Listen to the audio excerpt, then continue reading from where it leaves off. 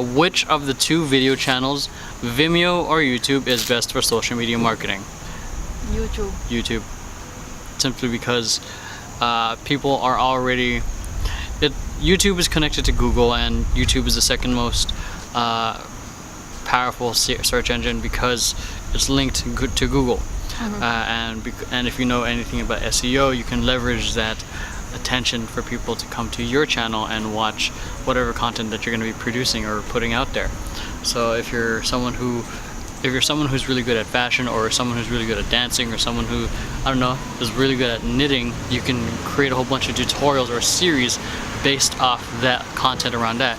As long as it's content that's educational, empowering, or entertaining, I think YouTube is the best way, or the best channel for social media marketing, or one of the best channels for that type of content for marketing. When it comes to like Vimeo, I think from my experience, Vimeo has been great mainly for like short films or more of that artistic route, because I haven't really seen anyone use Vimeo for any social media marketing.